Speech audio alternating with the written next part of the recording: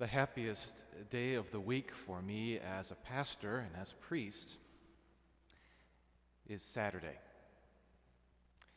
Because on Saturdays, I usually meet with young couples, and sometimes not so young couples, who are preparing for the sacrament of marriage. And they warm my heart because they've come to the church and they want to get married. And it's amazing, over these past almost 12 years now as a priest, as I've been working with these couples, they're getting younger and younger and younger and younger. I don't know what's going on, but... And it's a wonderful thing that they come to the church and want to celebrate the sacrament of marriage. You know, and I know, that today, in our own time, marriage is very much misunderstood and under attack. This is obvious. The breakdown in marriage, the breakdown in the family, the attempt in our own time to redefine indeed what marriage is, all of these things are symptoms of a misunderstanding of the beauty and the dignity and the blessing that is the married life and the married vocation, the sacrament of marriage. And yes, God calls us to one of three vocations: religious life, single life, married life, and all three of these vocations are noble and good and obey in a pathway to holiness and sainthood and being in heaven with the Lord. But it is also true that most of us, most people, are called to the sacrament of marriage. And because of that, it's very important that we help couples to prepare for this beautiful life. And we also recognize that the challenges that are faced by married couples today are perhaps very different than the challenges faced in the past. And I'm sure that we have been asking ourselves, perhaps in different ways, it seems sometimes so hopeless. It seems sometimes so difficult, the challenges that we face today in married life and family life. How can we possibly make a difference? There are ways that we can make a difference. And I'd like to speak a little bit this morning about that, what we do as a parish to support married life and helping couples to prepare for this sacrament. I'd also like to speak about the challenges that are out there, that things that we can pray about. And third, I'd like to challenge all of you to find a way that you can support those who live this sacrament. Because marriage and family is the backbone of the society and our culture. And if marriage and family life breaks down, then we're in trouble. And we are in trouble today. When people come to me who are engaged and they want to be married, I basically tell them two things. The first is that marriage is a sacrament between a man and a woman. And this sacrament represents something, as all sacraments do. The husband and the wife represent Christ and his church. So when we look at a married couple, as I am looking at many of you right now, we all should see reflected in your love and commitment and sacrifice and patience and perhaps suffering the same love and unity and patience and forgiveness that Jesus has for all of us, his body, the church. So married couples are an icon, an image, a bright light, should be, of the love that Jesus has for all of us. Catholics believe that marriage is a sacrament. Protestants do not believe marriage is a sacrament. There is a difference. That's why we are so hung up as Catholics on marriage. Our brother and sister Christians, good people, many of whom respect marriage, do not believe that marriage is a sacrament. So this is a uniquely Catholic belief that we have. And I invite you to remember that, because that will help perhaps to explain why we see marriage as it is as Catholics. So I tell the married couples that marriage is a sacrament, engaged couples. so they understand what they're getting into. And the second thing I tell them is that marriage is hard. Very hard. They usually don't run away from my office when I tell them that, which is good. But I'm honest with them.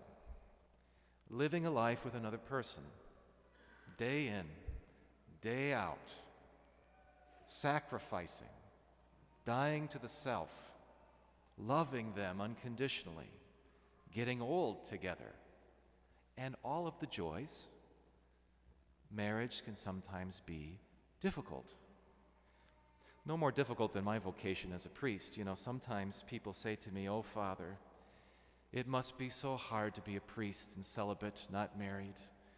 You must be alone, afraid, misunderstood, curled up in a ball every night, shivering, going to bed. Life for you must be so hard." It's really not, actually.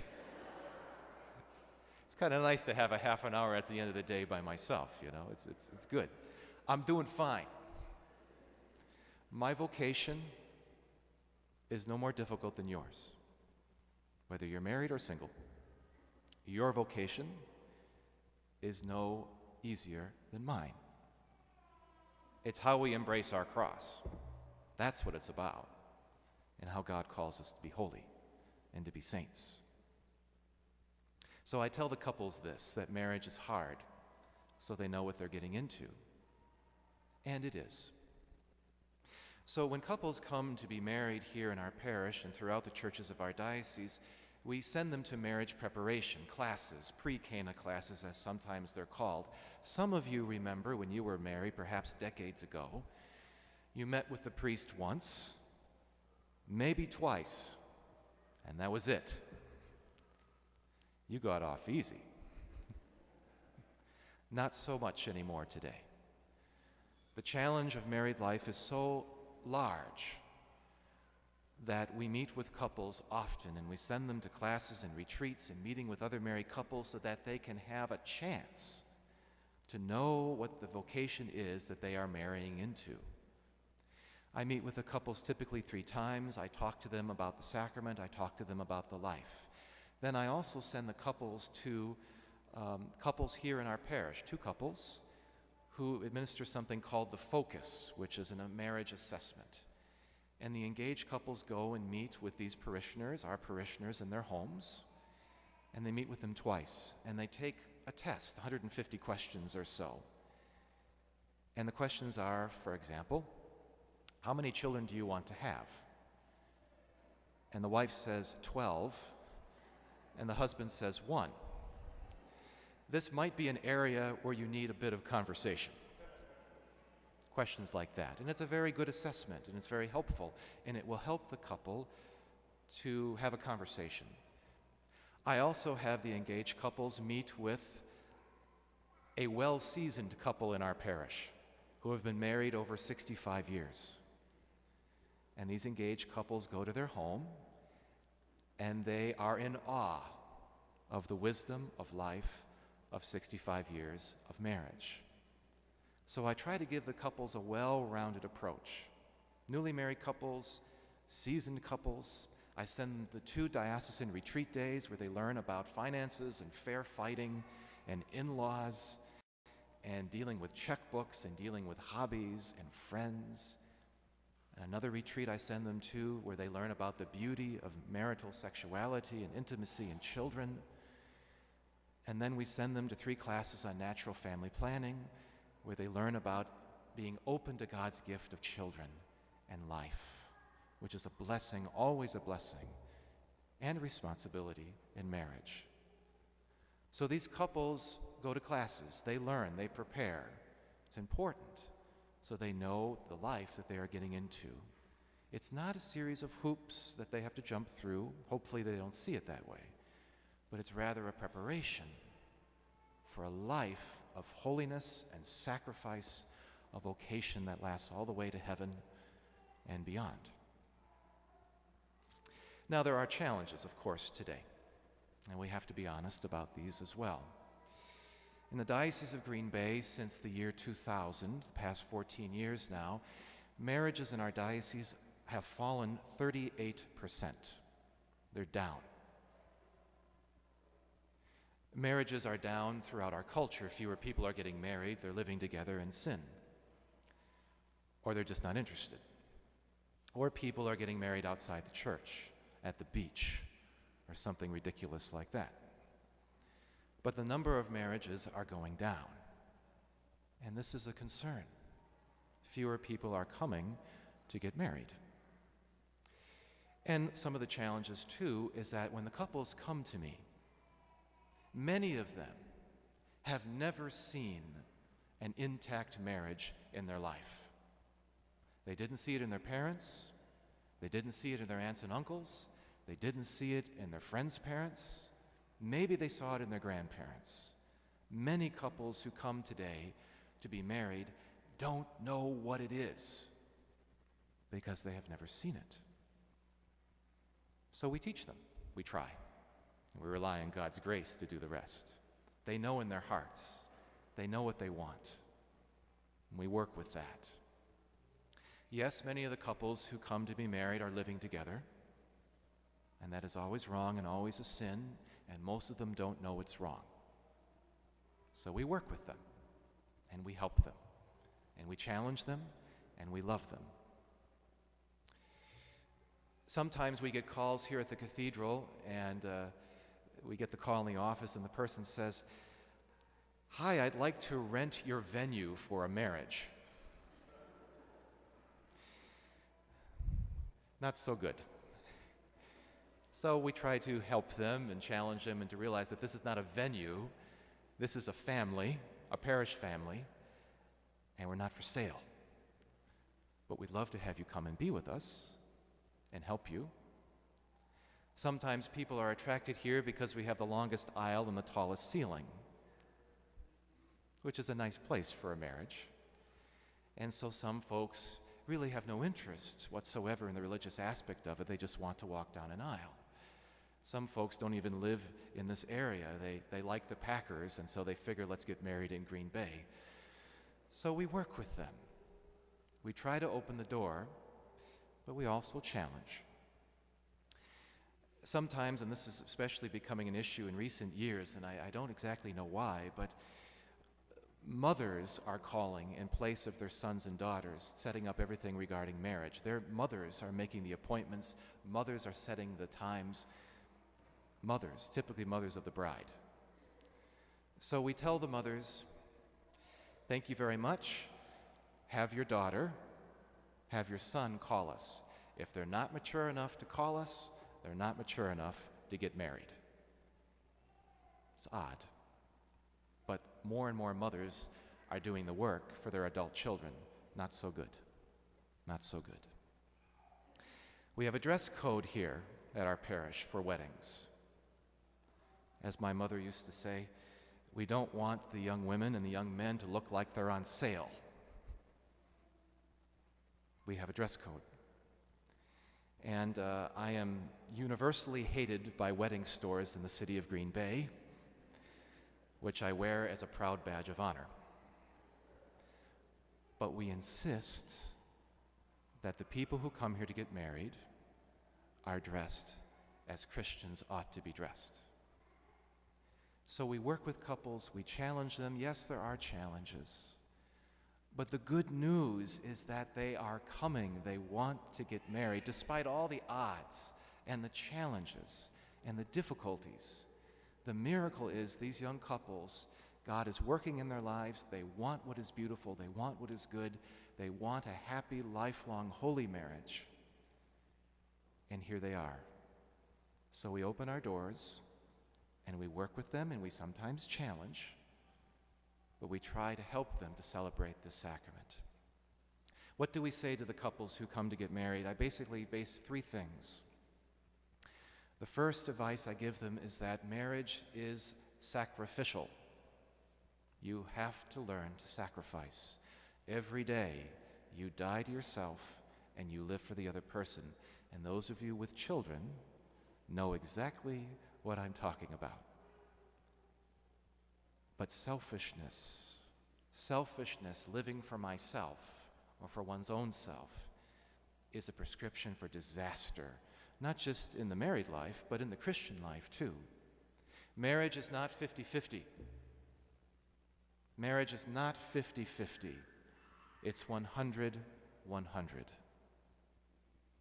Not to say, well, I'll give 50% of myself and you'll give 50% of yourself and together we'll make a whole. Forget about it. It's 100-100. Anything less is not a marriage. And that's all there is to it. Married couples are squeezed out like a sponge. And I know that feeling in my own life as a priest. And sometimes, right, we feel like there's nothing left to give. And then we're squeezed a little more. But God gives us the grace to live our vocation. So, first advice, watch out for selfishness. The second is to invite the couples to remember the following order. Their marriage is first. Their children are second. Second. Their relatives, their family, their friends, their job is last. If a couple puts their friendship, their relationship, their marriage first and foremost, their children close second, but second, the third, family, relatives, job last. If that order is maintained, there will be a happy marriage. If it's not, as often it is not, there will be problems. Men, we often fall in love with our job and out of love with our wife. Women, you often fall in love with your kids and out of love with your husband. Not so good. Marriage is first, children are second, family, job, friends, hobbies last. And so we talk to the couples about this. And finally, we work with them and we tell them about sacrifice, we tell them about this order, we tell them about marriage and family. And I also invite them and urge them to become saints and to follow the way of the Lord Jesus and to not give up and to be open to life and to keep dating. That's the third piece of advice. A married couple, if you want to have a long and happy marriage, you must continue to fall in love and hold hands and open doors. They give Valentine gifts and flowers and chocolate or whatever you do, and tell the person they are beautiful and tell them they are handsome, and not think for a moment, well, now that I have you, I need not worry about losing you.